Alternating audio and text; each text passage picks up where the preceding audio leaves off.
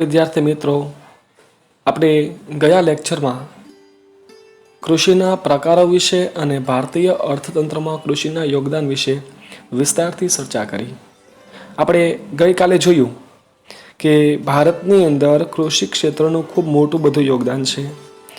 શ્રમશક્તિના 60% લોકો કૃષિ ક્ષેત્રે સંકળાયેલા છે. રાષ્ટ્રીય ઉત્પાદનમાં કૃષિનો હિસ્સો 22% છે, જ્યારે ખેત પેદાશનો લગભગ 18% હિસ્સો એ ખેતીમાંથી આપણે પ્રાપ્ત કરીએ છીએ. આમ ભારતના અર્થતંત્રમાં કૃષિનું ખૂબ મોટું યોગદાન છે. આ ઉપરાંત આપણે જોયું કે ભારતની અંદર ફળદ્રુપ મેદાનો, બારેમાસ પાક લઈ શકાય તેવી અનુકૂળ આબોહવા, સિંચાઈ, કુશળ અને મહેનતુ ખેડૂતો જેવી કેટલીક બધી વ્યવસ્થા હોવાને કારણે ભારતની અંદર ખેતી ક્ષેત્રે વિકાસ કરી શક્યા છે. પરંતુ મોટા ખેતરો, નાના કુટુંબો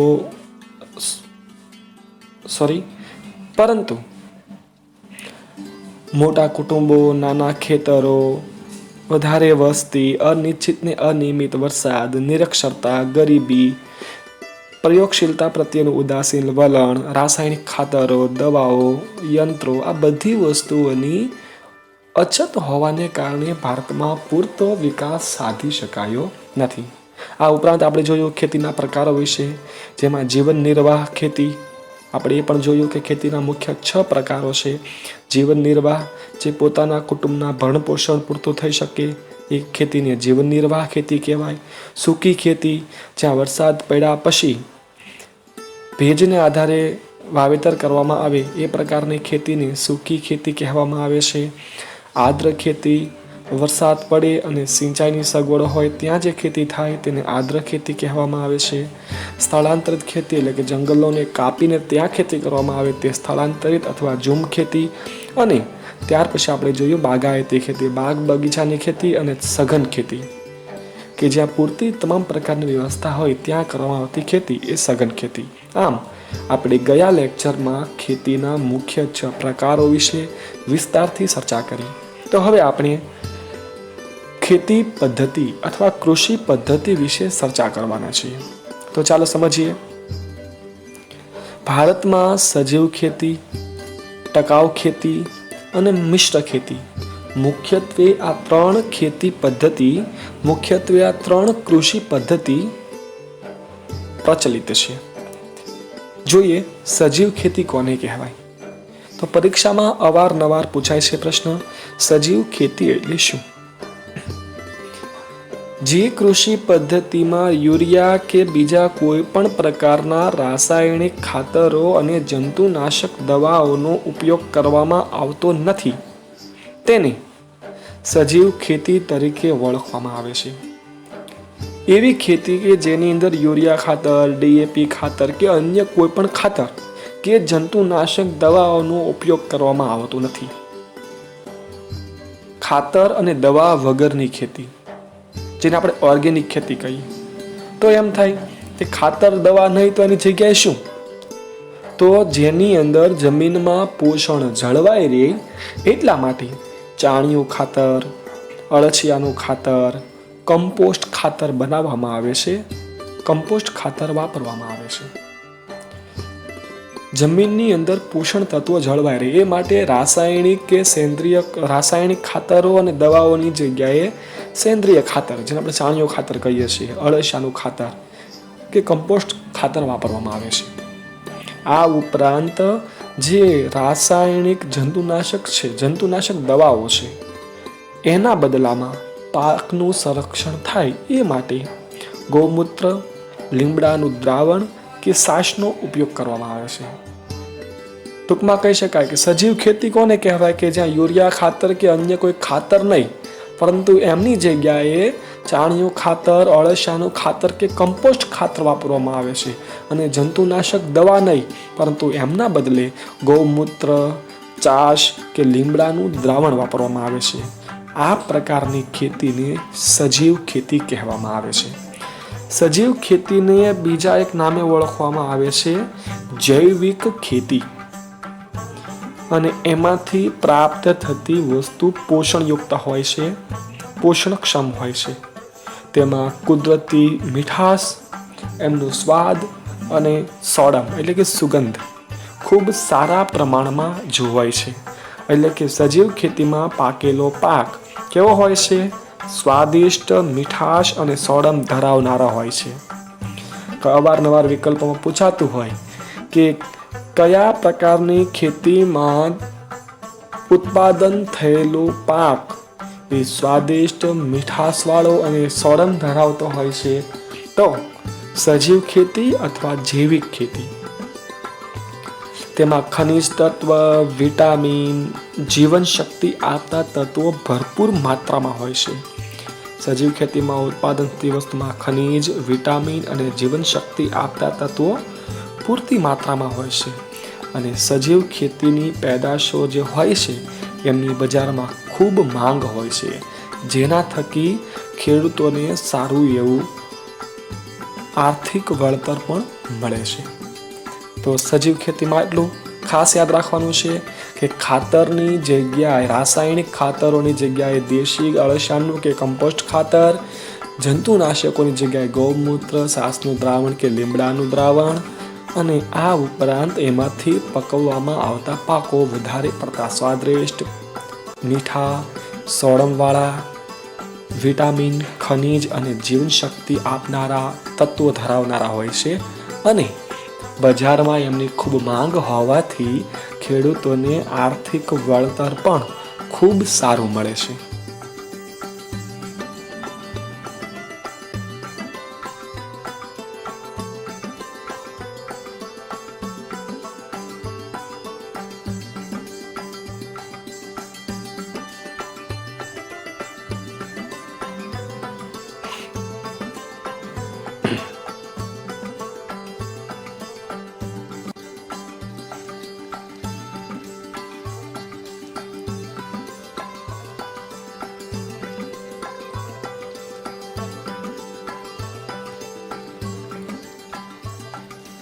ત્યાર પછી આવે છે ટકાઉ ખેતી. આ ખેતીમાં જમીનની ફળદ્રુપતા લાંબા સમય સુધી જાળવવા માટે પાકની ફેરબદલી, પોષણ અને રાસાયણિક ખાતરોનો જરૂરિયાત પૂરતો જ ઉપયોગ, કીટક અને નીંદણ નિયંત્રણ માટે જંતુનાશકના બદલે જૈવિક નિયંત્રક, જળ સંરક્ષણ વગેરે બાબતોમાં પૂરતી કાળજી લેવામાં આવે છે. જો ટકાઉ ખેતી કોને કહેવાય? તો આ ખેતીમાં જમીનની ફળદ્રુપતા લાંબો સમય જળવાઈ રહે એ માટે સતત પાકની ફેરબદલી કરવામાં આવે છે. દર સિઝનમાં કે દર વર્ષે એક જ પાક વાવવામાં આવતો નથી, પરંતુ અલગ અલગ પાકનું વાવેતર કરી અને પાકમાં ફેરબદલી કરવામાં આવે છે. તો જમીનની ફળદ્રુપતા જળવાઈ રહે એટલા માટે પાકની ફેરબદલી. બીજું, પોષણ માટે રાસાયણિક ખાતરનો જરૂરિયાત પૂરતો ઉપયોગ. પોતાના વાવેલા પાકમાં પોષણ તત્વો જળવાઈ રહે એ માટે રાસાયણિક ખાતરો નાખવા, પરંતુ કેટલા? તો જરૂરિયાત પૂરતા, ખૂબ ઓછા પ્રમાણમાં એમનો ઉપયોગ કરવો. અને કીટક અને નીંદણ, જે કીટક એટલે આપણા પાકની અંદર પડતી જીવાત, જીવડાઓ, અને નીંદણ એટલે કે આપણા પાકની અંદર વધારાનો ઉગેલો ઘાસ કે અન્ય કોઈ છોડ, જેને નીંદણ કહેવામાં આવે છે. આ કીટક અને નીંદણ બંને જળવાઈ રહે, બંનેમાં નિયંત્રણ આવે એ માટે જંતુનાશક દવાને બદલે જૈવિક નિયંત્રણ દવાઓનો ઉપયોગ, જૈવિક નિયંત્રકનો ઉપયોગ કરવામાં આવે છે. કઈ રીતે? તો જંતુનાશક દવાઓ ખેતરની અંદર વાવેલા પાકમાં જો કીટકો કે નીંદણ હોય તો આપણે મોટા ભાગે ખેડૂતો કેવું કરતા હોય છે કે દવાઓ, રાસાયણિક દવાઓનો છંટકાવ કરી અને એ જીવાતને કે વધારાના છોડને બાળી નાખવામાં આવે છે. પરંતુ એમની જગ્યાએ જૈવિક નિયંત્રણ, અન્ય પદ્ધતિઓ જેમ કે નીંદણ કરવું, વધારાના પાકને પાડી દેવો, બળદ વડે કે ટ્રેક્ટર વડે ખેડ કરવી, જેના દ્વારા વધારાનો જે ઘાસ કે નીંદણ છે એ નીકળી જાય. આ રીતે કીટકોને નિયંત્રણમાં લેવા માટે જંતુનાશકના બદલે જૈવિક પદ્ધતિઓનો ઉપયોગ કરવો. અને આ ઉપરાંત જળ સંરક્ષણ બાબતે ખાસ કાળજી રાખવી. આ બાબતોને ધ્યાનમાં રાખીને જે ખેતી કરવામાં આવે એમને ટકાઉ ખેતી કહેવામાં આવે છે. એને પોષણક્ષમ ખેતી કહેવામાં આવે છે. બીજું નામ છે પોષણક્ષમ ખેતી. તો પૂછાય પોષણક્ષમ ખેતી કોને કહેવાય અથવા ટકાઉ ખેતી કોને કહેવાય? તો આ પ્રકારની ખેતી કોને કહેવાશે? તો લખવાનું છે કે જમીનની ફળદ્રુપતા જળવાઈ રહે એ માટે પાકની ફેરબદલી કરવી, પોષણ માટે રાસાયણિક ખાતરનો પૂરતી માત્રામાં ઉપયોગ કરવો, ખૂબ ઓછો જરૂરિયાત પૂરતો ઉપયોગ કરવો, કીટક અને નીંદણને કાઢવા માટે જૈવિક તત્વોનો ઉપયોગ કરવો રાસાયણિક જગ્યાએ, અને જળ સંરક્ષણ જેવી બાબતોમાં કાળજી રાખવી. આ બધી જ બાબતોને વિશેષ મહત્વ આપવામાં આવે એ પ્રકારની ખેતીને કહેવામાં આવે છે ટકાઉ ખેતી અથવા પોષણક્ષમ ખેતી.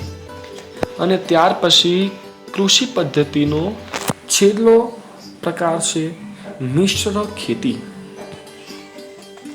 આ પ્રકારની ખેતીની સાથે સાથે અન્ય પ્રકારના જ ખેતી સાથે સંકળાયેલા વ્યવસાયો કરવામાં આવે છે, જેને મિશ્ર ખેતી કહેવાય.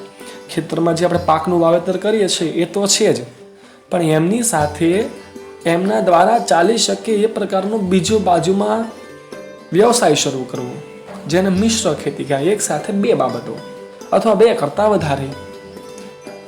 આ પ્રકારની ખેતીની સાથે સાથે પશુપાલન, મરઘા બતકા ઉછેર, મધમાખી ઉછેર, મત્સ્ય ઉછેર કે ડેરી ઉદ્યોગ વગેરે જેવી બાબતો સંકળાયેલી છે.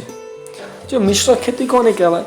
તમે ખેતી તો કરો જ છો, પણ ખેતીની સાથે પશુપાલન અથવા મરઘા બતકા ઉછેર કરવો, અથવા મધમાખી ઉછેર, અથવા મત્સ્ય ઉછેર, અથવા તો ડેરી બાબતે સંકળાયેલી બાબતો. ખેતી કરશો તો ખેતીમાંથી નીકળતું ઘાસ એ પશુઓને જ ખવડાવવામાં આવશે, જેનાથી પશુ પણ ચાલશે, એટલે કે પશુપાલન. આ રીતે મરઘા બતકા, મધમાખી ઉછેર, આ બધી જ વસ્તુ મિશ્ર ખેતીમાં સમાવેશ કરવામાં આવે. તો ખાસ યાદ રાખવું. આ નીચે ફોટા પણ જોઈ શકો છો.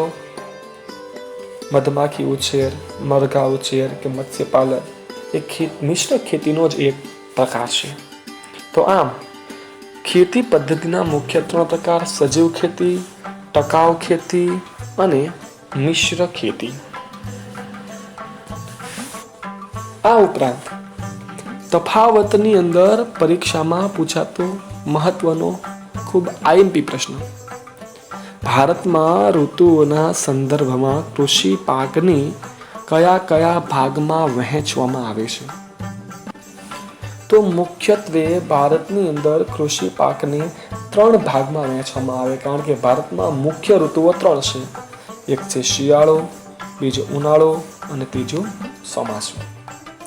આ 3 ઋતુઓ પ્રમાણે અલગ અલગ ઋતુમાં જે પાક લેવામાં આવે એ પાકને શિયાળો પાક, ઉનાળુ પાક કે ચોમાસું પાક તરીકે ઓળખવામાં આવે છે. પણ અહીંયા પહેલો પ્રશ્ન એ જ થાય કે કૃષિ પાકોને 3 ભાગમાં વહેંચવામાં આવે છે. બીજું કે જે 3 ભાગો છે એ શિયાળો પાક, ઉનાળુ પાક, ચોમાસું પાક આપણને આસાનીથી યાદ રહી જાય, પરંતુ અહીંયા તમને બીજા નામ પૂછાશે: ખરીફ પાક, રવિ પાક કે જાયદ પાક. તો આપણે ખાસ યાદ રાખવાનું છે કે કયા ઋતુમાં કરવામાં આવતા પાકને કયા નામથી ઓળખવામાં આવે છે. જેમ કે ચોમાસાની અંદર જે કરવામાં આવે પાક એમને કહેવામાં આવે છે ખરીફ પાક. તમે ચોખ્ખા શબ્દ યાદ રાખી શકો: ચોમાસામાં ખરીફ.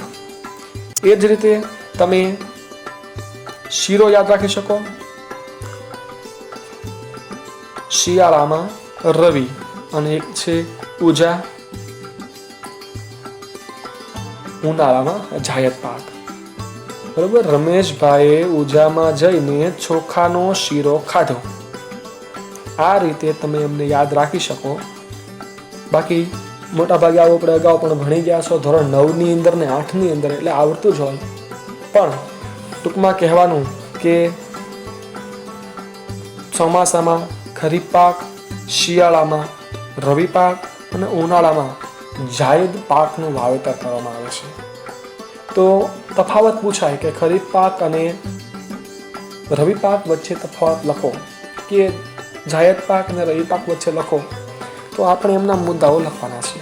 3 મુદ્દાઓ છે, ખૂબ ઇઝી છે અને મહત્વના પણ છે. જોઈએ.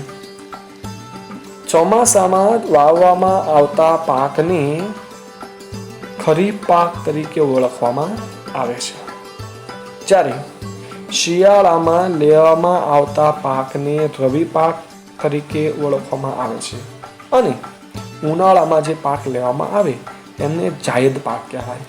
તો ખાસ યાદ રાખવાનું છે કે જે ચોમાસામાં પાક લેવાય એ ખરીફ પાક છે, ઉનાળામાં જે પાક લેવામાં આવે તે જાયદ પાક છે અને શિયાળામાં જે પાક લેવામાં આવે છે એ રવિ પાક છે. આ ઉપરાંત પાકનો સમયગાળો કયો હોય છે? તો આપણે બધા જાણીએ ચોમાસું ક્યારે ભારતમાં બેસે, શિયાળો અને ઉનાળો ક્યારે બેસે, એ પ્રમાણે જ એનું વિતરણ છે. જૂન જુલાઈથી શરૂ કરી અને ઓક્ટોબર નવેમ્બર સુધીનો સમયગાળો એ ભારતનું ચોમાસું છે. એટલા માટે ખરીફ પાકનો સમયગાળો પણ જૂન જુલાઈથી શરૂ કરી ઓક્ટોબર નવેમ્બર સુધી. એ જ રીતે ઓક્ટોબર નવેમ્બરથી શરૂ કરીને માર્ચ એપ્રિલ સુધીનો સમયગાળો એટલે શિયાળો જે અત્યારે શરૂ છે. તો અત્યારે જે પાક થાય એ શિયાળુ પાક હોય અને માર્ચથી જૂન સુધીનો જે સમયગાળો છે એ સમયગાળામાં ઉનાળો હોય એટલે એ સમયે લેવામાં આવતા પાકને ઉનાળુ પાક કહેવામાં આવે છે અથવા જાયદ પાક કહેવામાં આવે છે. બીજું, ચોમાસામાં કયા કયા પાકોનું વાવેતર કરવામાં આવે છે? તો યાદ રાખજો, ડાંગર, મકાઈ, જુવાર, બાજરી, કપાસ, તલ, મગફળી, મગમઠ વગેરે જેવા પાકોનું વાવેતર ચોમાસુ પાક અથવા ખરીફ પાકમાં કરવામાં આવે છે. જ્યારે શિયાળુ પાકમાં જોઈએ તો ઘઉં, ચણા, જવ, સરસવ, રાયડો, અળસી વગેરે જેવા પાકોનું વાવેતર કરવામાં આવે છે. અને ઉનાળામાં ડાંગર, મકાઈ, મગફળી, તલ, બાજરી, તરબૂચ, કાકડી, શક્કરટેટી વગેરે જેવી વસ્તુઓનું વાવેતર કરવામાં આવે છે. સામાન્યતઃ આપણે બધા જાણતા જોઈએ કે કઈ ઋતુમાં કયા પ્રકારનું પાકનું વાવેતર થાય, પણ ખાસ અમુક પાકો યાદ રાખવા, જેમ કે ઘઉં, ચણા એ શિયાળુ પાક જ કહેવાય. જેમ કે ડાંગર તો ખરીફ પાક તરીકે પણ વાપરી શકાય. એ જ વસ્તુ જાયદ પાકમાં પણ વાવેતર કરી શકાય અને શિયાળામાં પણ જો સિંચાઈની સુવિધા સારી હોય તો ડાંગરનું વાવેતર થઈ શકે. પરંતુ ઘઉં, ચણા જેવા પાક છે કે જે ઠંડી ઋતુમાં થતા હોય છે, એની જેમ બાજરી છે, કપાસ છે, એ બધા મોટાભાગે ચોમાસામાં થતા હોય અને તરબૂચ, કાકડી, શક્કરટેટી આ બધા ઉનાળુ પાક છે. તો આ રીતે ભારતની અંદર કૃષિ પાકોને મુખ્યત્વે 3 ભાગમાં વહેંચવામાં આવે છે: શિયાળુ પાક, ઉનાળુ પાક અને ચોમાસુ પાક. તો પરીક્ષાલક્ષી ખૂબ અગત્યનો મુદ્દો, વિકલ્પમાં પણ પૂછાય, વ્યાખ્યામાં કયા પાકને કયા નામથી ઓળખવામાં આવે એ પણ પૂછાય, અથવા તફાવતમાં તો ઘણી બધી વખત પૂછાયેલો આ મોસ્ટ આઈએમપી પ્રશ્ન છે. તો ખાસ યાદ રાખો. ખૂબ અગત્યનો પ્રશ્ન, ભારતની મુખ્ય કૃષિ પેદાશો જણાવો. તો ભારતમાં કયા કયા પ્રકારની કૃષિ પેદાશો થાય છે, કયા કયા પ્રકારના પાકો થાય છે?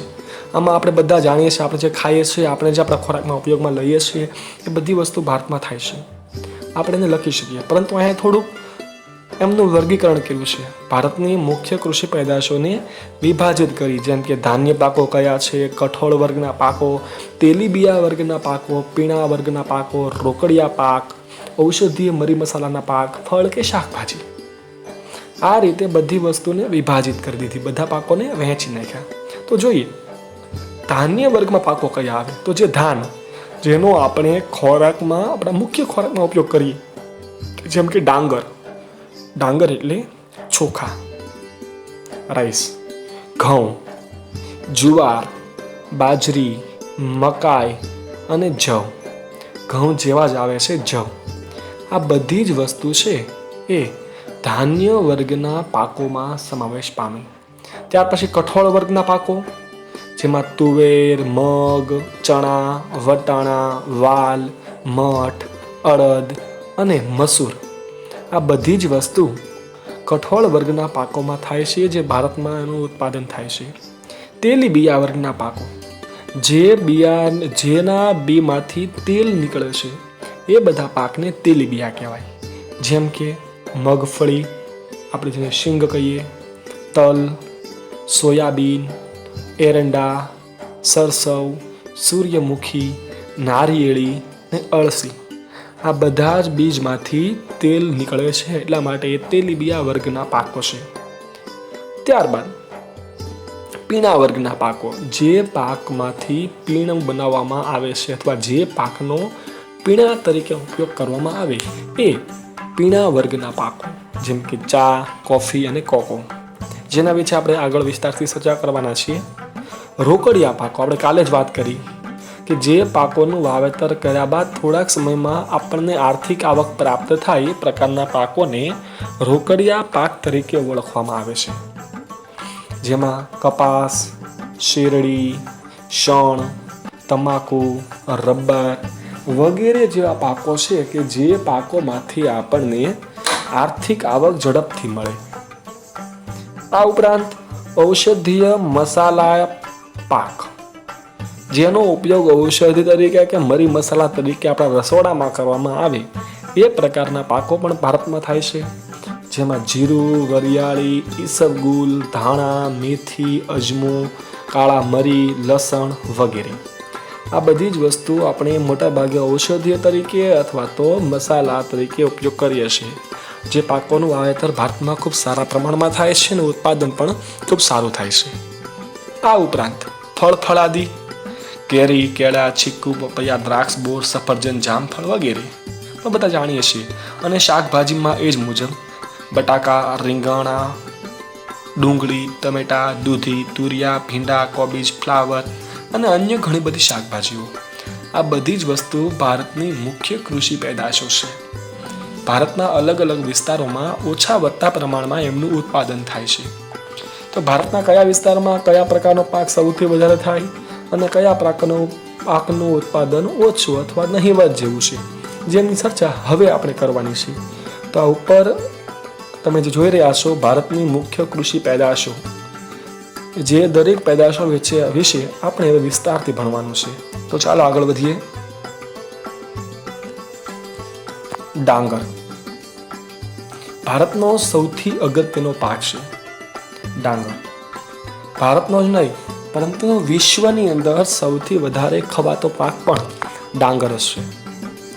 જોઈએ, ડાંગર એ ભારતનો ખૂબ જ મહત્વનો ધાન્ય પાક છે.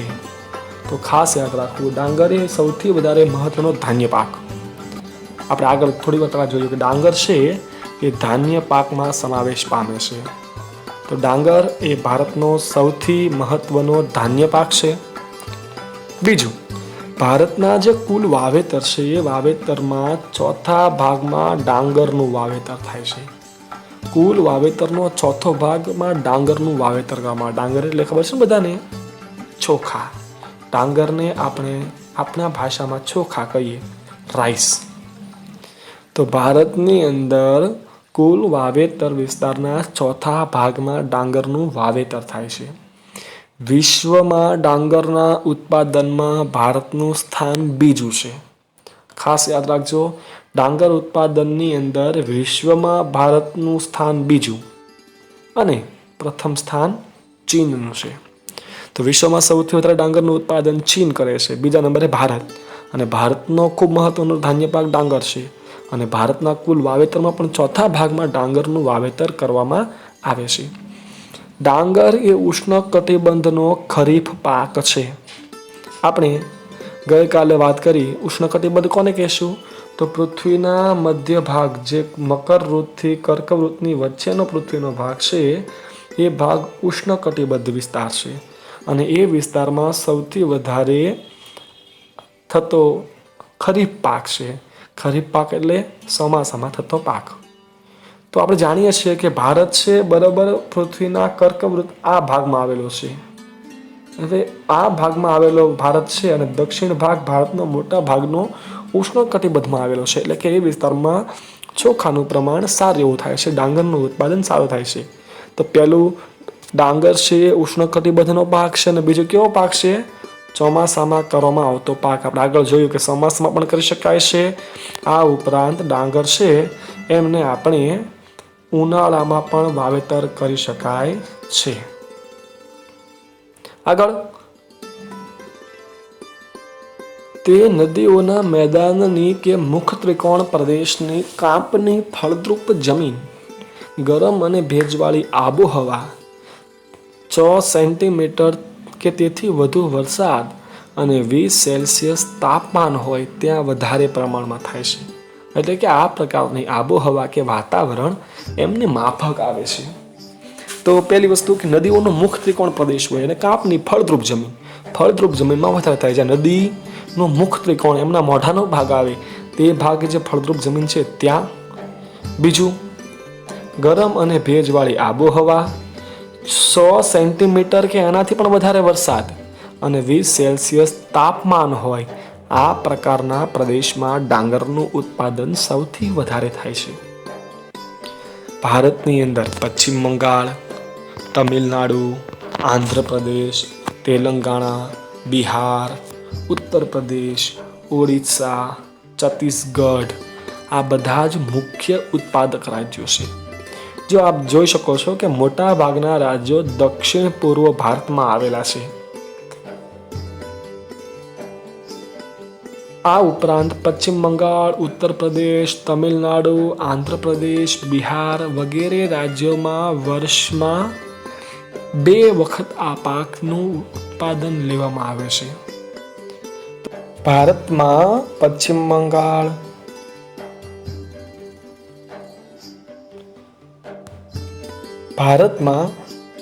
બંગાળ, તમિલનાડુ, આંધ્રપ્રદેશ, તેલંગાણા, બિહાર, ઉત્તર પ્રદેશ, ઓડિશા, છત્તીસગઢ આ બધા રાજ્યોમાં ડાંગરનું ઉત્પાદન સારું કરવામાં આવે.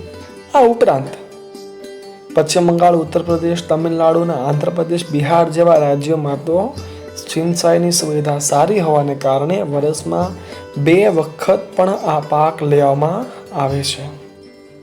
તો આમ ભારતના આ બધા રાજ્યોની અંદર ડાંગરનું ઉત્પાદન થાય છે. આગળ જોઈએ,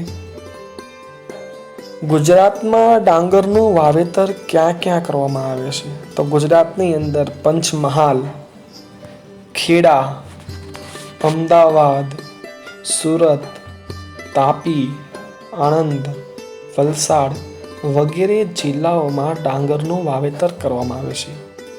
ને ડાંગરના પાકને પાણીની વધુ જરૂર રહે છે. તેના ખેતરમાં પાણી સતત ભરી રાખવામાં આવે છે. પાણી સતત ભરી રાખવાને બદલે ફુવારા પદ્ધતિથી સિંચાઈ કરીને ઓછા પાણીથી પણ ડાંગરનો પાક લઈ શકાય છે. ભારતની લગભગ 50% વસ્તીનો ખોરાક ડાંગર છે. ગુજરાતની અંદર પંચમહાલ, ખેડા, અમદાવાદ, સુરત, તાપી, આણંદ, વલસાડ વગેરે જિલ્લાઓમાં ડાંગરનું વાવેતર કરવામાં આવે છે. તો સામાન્ય સમજીએ, આપણે જોયું આગળ કે ડાંગરનો પાક 100 સેન્ટીમીટર કરતાં વધારે વરસાદ હોય ત્યાં થાય. કઈ રીતે? માની લ્યો કે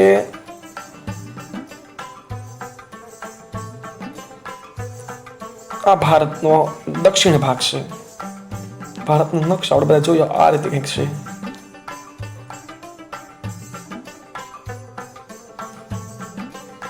તો આપણે બધા જાણીએ છીએ કે ભારતમાં ચોમાસા દરમિયાન દરિયામાંથી પવનો આવતા હોય છે. હવે આ દરિયામાંથી આવતા પવનો ભારતમાં ઉત્તર તરફ આ રીતે ચાલે છે. હવે જ્યારે પવનો આ રીતે ચાલે તો સૌથી વધારે વરસાદ ભારતમાં પહેલા ક્યાં પડશે? તો કે કેરળ, ત્યારબાદ મહારાષ્ટ્ર, ગોવા, મહારાષ્ટ્ર, ત્યારબાદ ગુજરાત અને ત્યારબાદ રાજસ્થાન થઈ અને પવન પાકિસ્તાનમાં જતા રહી. એટલે સૌથી ઓછો વરસાદ પડે છે પાકિસ્તાનના આ વિસ્તારમાં અને ભારતની અંદર રાજસ્થાનમાં. અને સૌથી વધારે ક્યાં પડે? તો કેરળ. એ જ રીતે જ્યારે બંગાળની ખાડીમાંથી પવનો પસાર થાય છે, એ પવનો સૌથી પહેલા આવે પૂર્વ ઘાટમાં, આ દક્ષિણના રાજ્યોમાં, ત્યારબાદ ઉપર જતા જતા એ પશ્ચિમ બંગાળ થઈ અને અસમ ફરી અને ત્યાંથી ઉત્તર પ્રદેશ, દિલ્હી, પંજાબ, હરિયાણા થઈ અને પવન રાજસ્થાનમાંથી પાકિસ્તાનમાં. તો સૌથી વધારે વરસાદ શરૂઆતમાં, ત્યારથી ધીરે ધીરે ધીરે ધીરે ઉપર જતા ઉત્તર તરફ અને સૌથી ઓછો.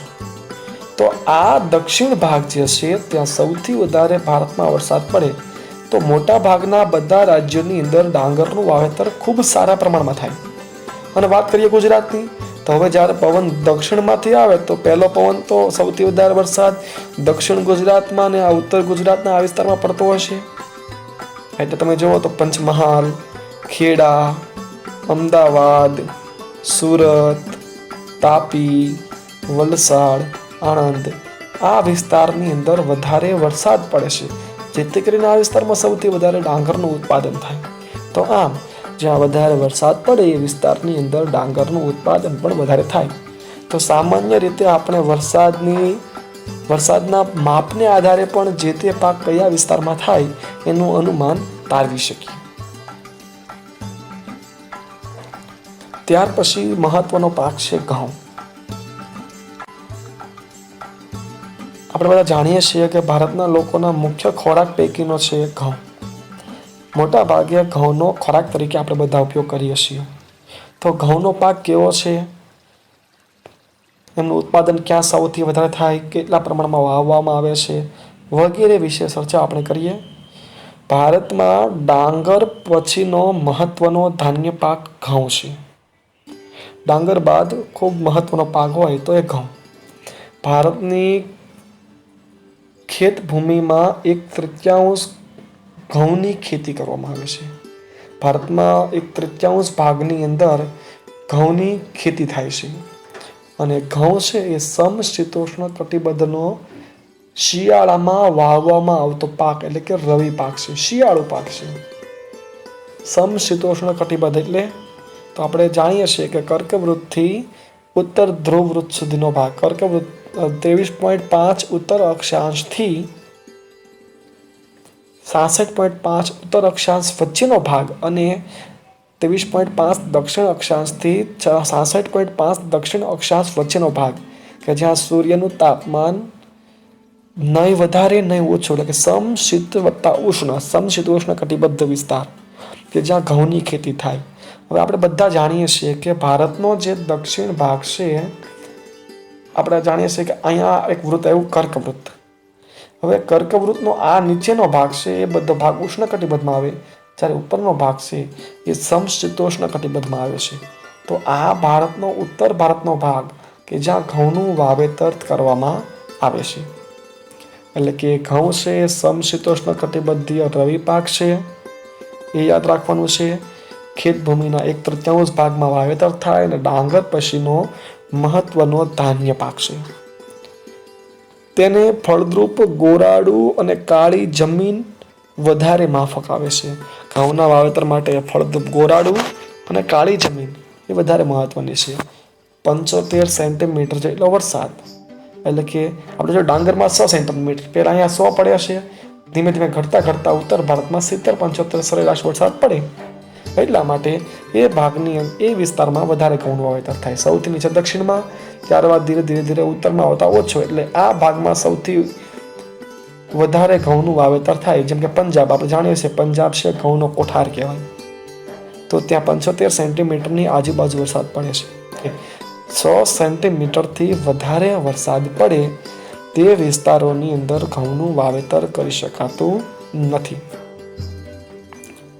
ભારતમાં હરિયાળી ક્રાંતિને લીધે ઘઉંનું ઉત્પાદન બમણું થયું. જ્યારે ભારત ગુલામ હતો એ સમયે ભારતની અંદર ઘઉંનું ઉત્પાદન કે ખેતી ક્ષેત્ર એટલું બધું ઉત્પાદન ન હતું.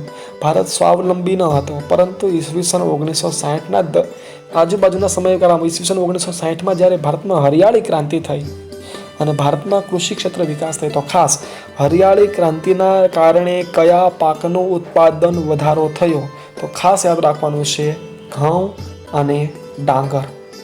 ભારતની અંદર ઘઉં અને ડાંગરનું ઉત્પાદન બમણું થયું. ક્યારના સમયગાળા પછી? તો ભારતમાં હરિયાળી ક્રાંતિ આવ્યા બાદ ઘઉંનું અને ડાંગરનું ઉત્પાદન ખૂબ વધ્યું. આ ઉપરાંત ભારતમાં ઘઉંની ખેતી મુખ્યત્વે પશ્ચિમી ઉત્તર પ્રદેશ, પંજાબ અને હરિયાણામાં થાય છે. જો ભારતમાં મુખ્યત્વે ક્યાં ઘઉંની ખેતી કરવામાં આવે છે? તો ઉત્તર પ્રદેશનો પશ્ચિમ ભાગ અને પંજાબ, હરિયાણા.